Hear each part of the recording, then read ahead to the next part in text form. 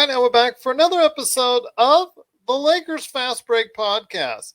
It's Gerald Glassford coming right back at you here from Lakers Fast Break, Pop Culture Cosmos, Inside Sports Fantasy Football, and Game Source. We truly appreciate everyone out there listening to all of our shows. And if you can, please give us a 5-star review on Apple Podcasts and Spotify as well. Plus, if you can like, share, subscribe, follow, or do anything that you can to support us right here at the Lakers Fast Break, Pop Culture Cosmos, Inside Sports Fantasy Football, Game Source, the great folks at LakerHolics.com, and also the wonderful folks at the Hoopheads Podcast Network is sincerely appreciated. And I've got a special thank you to everybody out there on the Lakers Fast Break YouTube channel for watching our previous episode, which was the game at Denver recap, because that got one of our highest view counts ever in a loss, showing that, yes, Laker fans do support the Laker cause, even when times are not all that great. And speaking of which, when it comes to the game at Denver, which everybody knows they lost by 37 points, terrible effort, Magic Johnson, after the game, called them out. Russell Westbrook said, hey, he has his opinion. We did play like we do it. We played terribly. And then LeBron, later on social media, the next day, called out the team and said, this is embarrassing. I'm just paraphrasing here, but he essentially said that this will not happen again and that the Lakers will provide more effort. He was truly ashamed and called out the team and called out his own play in regards to what he said on social media. And the Lakers coming into today against Utah at the Crypt right there for you, the Crypto.com arena. They proved out there that he was right. Give him a little bit more effort and see what can happen. And that's what they did all game long. There was a stretch late in the third quarter where it kind of fell apart a little bit and their effort wasn't quite what you needed. And it started to get a little bit, what's going to happen? Are we going to see the same things happen? The bad habits start to rear up and things of that nature. But the Lakers in the first half were really good, providing a lot on the defensive end. Probably one of the better, if not their best, defensive performance of the year. And they really stuck to it in the first half, really limiting the Utah Jazz to not too many putbacks, not too many rebounds, a lot of missed shots, very low percentage. And like I said, the third quarter came around and kind of let that slip a little. But a strong fourth quarter performance on both ends of the court, on both the offensive and defensive end, and a very timely just layup after layup, just strong layup drill by Stanley Johnson, of all people, with several layups and drives that proved to be very inspirational for the team. And a clutch basket by Russell Westbrook, a timely pass by Stanley Johnson, and of course, LeBron James chipping in with 25 points. And the Lakers do end up on the victory side of things, bringing their record back up to 500 with a 101-95 victory, a very impressive victory, especially on the defensive end, right there at the Crypt. And here today to talk about the game and the great defensive performance, which him or I cannot dispute at this point in time. We've disputed that in the past. We will not today. There's a good man indeed. You got to go ahead and check him out today at LakerHolics.com. It is LakerTom. The trade machine is still going strong at LakerTom on Twitter. But LakerTom, you've got to be impressed by the effort today, which they did not have in Denver. No, it was a terrific win. This is obviously, I think, the best win we've had this year against the best team that we've beaten this year. And by far our best defensive performance. I'm holding them to 17 points in the fourth quarter, coming back from allowing 32 points in the third quarter when it looked like the game was going to go away from us.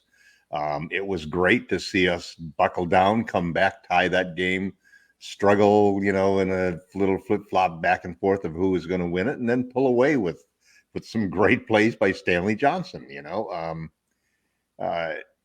This was a game where we came out and played the kind of defense that we're potentially capable of.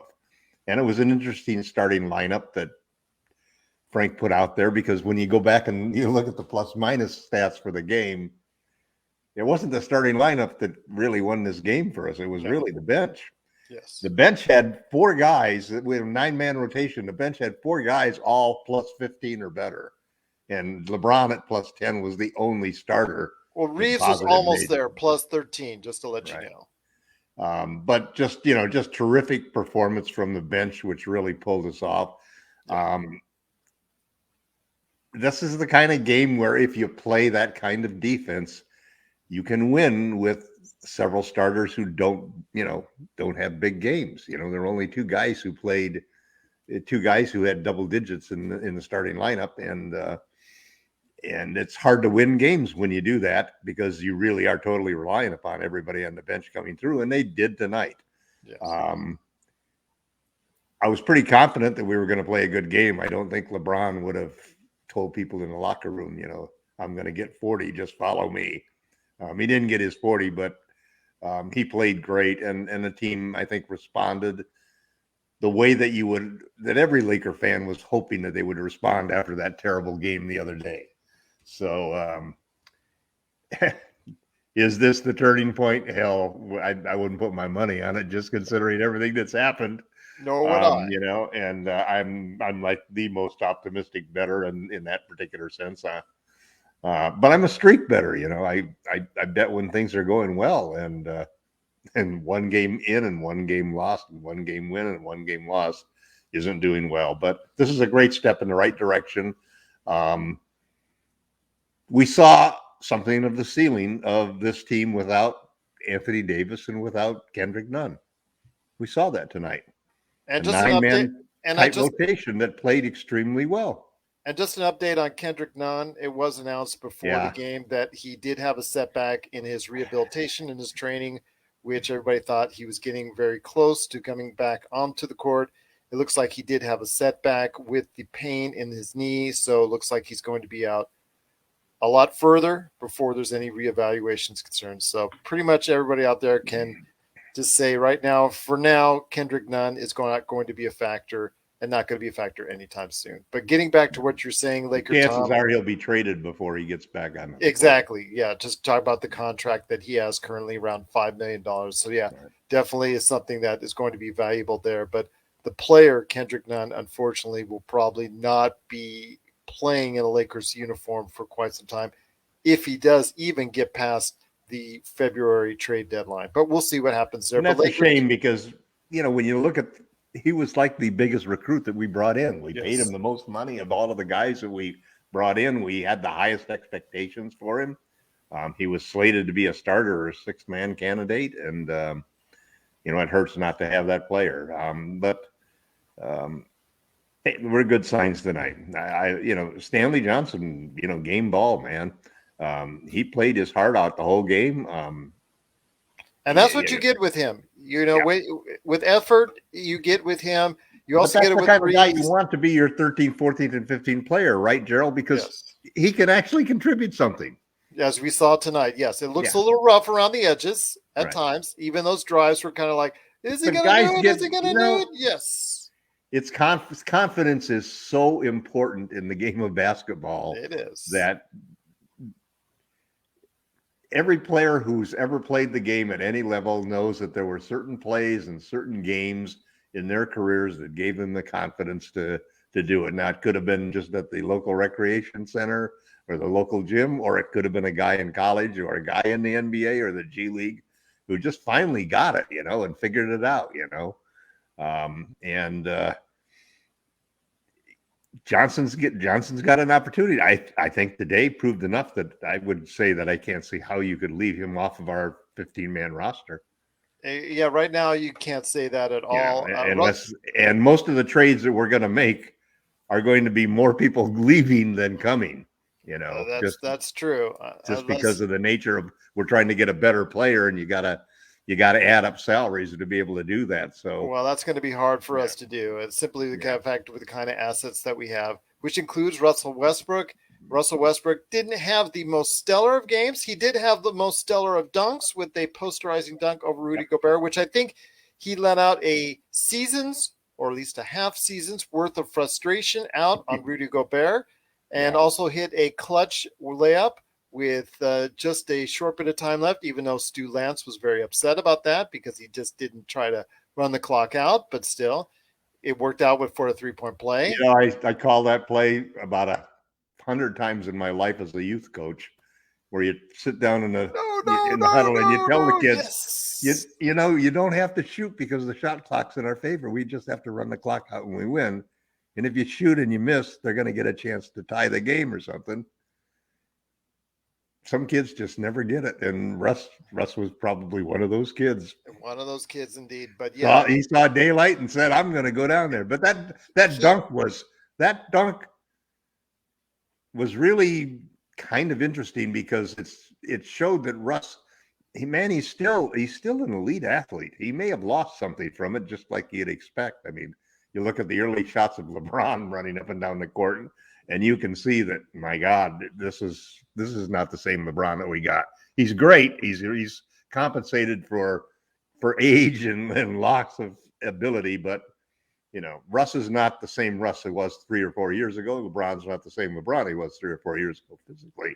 But Russ has been playing in 2 turnovers tonight. He's been playing within the confines of the game. But he has been held back on his own because he was tired of what was going on. We don't see the same type of Russell Westbrook play in these past 5 games, which he's had a minimal amount of turnovers. Right. But I think you're not seeing the type of Russell Westbrook that is going to be as explosive for you, give those type of explosions that people were hoping for on a more consistent basis. But yet you're not going to see as many mistakes, or not even anywhere near as many mistakes as you were seeing it. I mean, today, again, he minus 11, nothing stellar about really what he did, 15 points, 8 rebounds, but he didn't really kill you out there on the court. And again, provided a clutch basket, like I said, with just under a minute left. And of course, posterized Rudy Gobert earlier in the game. The thing I wanted to ask you before we head on out is Avery Bradley and him being in the starting lineup and putting ahead of Malik Monk. Now, Malik Monk, really solid job tonight, 14 points, 6 of 12, 50% shooting, along with Stanley Johnson coming off the bench. He got 15. THT, 4 of 7, 11 points. Really solid, like you said before, Tom. A great effort by the bench. But Avery Bradley, after that 37-point game, I noticed a lot of the fans out there in Lakerland really did not want him in the starting lineup. You have called for this all season where you did not really want him in the starting lineup. I think Malik Monk being taken out after just one awful game when the whole team was awful. By everybody, not by just everybody. by Malik. Yeah, exactly. Right. And I felt like he was punished for it. Now, mind you, he handled it very well today. And again, hitting 50% of shots is basically what you can ask for. But his minutes went down because of it. And the opportunity for him to succeed. And I understand he's not a great defender at all by any stretch of the imagination. But every time teams come down and run their switches, you know who they want to end up having to defend the pick and roll is. It's always Malik. It's always Malik. But again, I saw today against Avery, and Avery was easily picked off today on several occasions. They just weren't hitting shots, which again was attributed to the effort of the other guys going ahead and executing the defense. But still, when it comes to Vogel, I don't want to get on him too much on a win, and let's not do that. But I was kind of disappointed that you don't continue to reward Malik's great play over the past 3 weeks. Has one bad game, or he had a couple bad games in the past 10 games, but of the Lakers' best players, he's been playing at that level just behind LeBron. And I'm really sad to see him get punished for it, I think, by being put back on the bench. I understand exactly what you're saying, Gerald, but I don't think it was a case of anything to do with Malik. I think Frank was just tired of getting beaten defensively because we didn't have enough size. You just can't go out there and start 3-6-3 guys. No, but why not bring Bradley off the bench? Right. And why not? I know, but Bradley is the new DJ. You know that. Everybody knows that. Yeah, it's going to be like prying prying a blanket from a child to try to get that away from Frank at this point in time. And he'll give you like 120-plus point game, and then it's going to be under 10 points the rest of the time. Yeah, and the other side of it though is that I've changed my feelings about Bradley because of how well he's played in several games. That I'm definitely glad that he's on the roster, and I definitely think he has value, spot value at particular times. I do think that if we don't make any major trades and we get AD back and Nunn back, Bradley's position, not only as a starter but as a member of the rotation, is probably gone in my mind. Now, how Frank deals with that, I don't know. But, after that last game when we got beat so badly by Denver, there were two situations that could have happened that would have disappointed me, but maybe not surprised me. And that was sort of a rebellion by LeBron or a rebellion by Vogel, But Frank did exactly what we'd expect from Frank. He said, damn it, we're going to play defense. And he switched the lineup to go out there so that we could be big. And we won the battle of the boards tonight. We won the battle of the points in the paint against a team that should normally have abused us that way. And we shut down the top scoring team in the league. So I think it was a great job by Frank. I thought the adjustments were great. We have a tendency with LeBron and with Russ to have strings of bad shots, which end up being, stretches where we don't score points. And those are like settle periods, they settle for jumpers rather than attacking the basket. And we ended up being 24-23 in free throws, but there was a long period of time early in the game, especially in the third quarter, where they were shooting twice as many free throws as we were, and they were making them at a much higher rate, and we were missing them. So anyway, this was a great game tonight. And is Frank going to continue with this type of starting lineup? There's a history of that in the Lakers that goes all the way back to, Kurt Rambis and AC Green and these guys that would normally be. And it's a kind of player that can hold his own with starters, even though he probably doesn't play. He can play as well against starters as he does against reserves. And there are other guys who sometimes it's better. Melo, for example, I think at this stage in his career is better as a reserve, simply because he's playing against a lesser level of competition. He's playing against a guy coming off of the bench rather than a starter. And then I've always railed against these coaches who like to build their lineups based upon who they want coming off of the bench, almost like they're sacrificing the starters because you got your three superstars. So what does it matter who you put with them? Let's save all of the scorers and all of the, the better players for the reserves, which means that guys that should start and get starter minutes probably still get the starter minutes, probably still get the close if they're playing well. But it's just a coaching foible that sometimes I think it matters more than other people do. But I like what Frank did tonight, and I like what the Lakers did. I won't believe it, just like you and everybody else at this point in time. They're going to have to prove it for several games in a row. And they've got some good games coming up, so we'll see what happens. And AD is supposed to hopefully be back sometime during the Grammy tour, so good things are looking forward for the Lakers. It's better than the last game, Gerald. That's for sure, indeed. But once again, the Lakers did win 101-95. Make sure you check out LakerTom's latest article that's now available at Lakerholics.com, where he asks, is it time to pull the plug on the Russell Westbrook experiment? And you can go ahead and share your opinions there and be part of the conversation, along with Jamie Sweet's 5 Things articles. You can go ahead and check out the new blog editor, Michael. You can go ahead and check out what he's doing there as well. And then, of course, hopefully somewhere you can go ahead and vote on your thoughts on the All-Star team. I don't know where that article is, but it's probably somewhere at Lakerholics.com. At least I'm hoping it is. I don't know. I'm looking at it now, and I simply can't find it. But I know a lot of people have been trying to ask on that, so hopefully they'll be able to find it pretty soon right there at LakerHolics.com. Or if you have thoughts on your all-star team, East, West, and reserves, go ahead, send it to me, Lakerholics, right there for you out there again, or LakersFastBreak@yahoo.com. I'll post the tweet of that article again, and so that we can repost it and wherever you want to do it. I just know a lot of people were talking about it. It's a great conversation and some great picks. Until Jamie Sweet said Carmelo Anthony, and then it went all to hell. But we won't go there. Once again, though, well, that's a typical Jamie Sweet move. So yeah, that's true. That is Admiral Akbar indeed. But once again, it is the Lakers winning 101-95.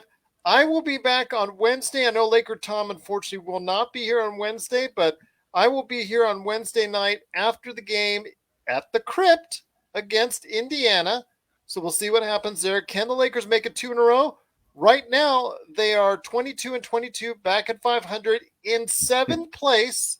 They hopped over 2 spaces right there in the Western Conference standings. Don't look at ESPN right now. Look at them in about half an hour when it updates. But yes, they are in 7th place right now in the Western Conference.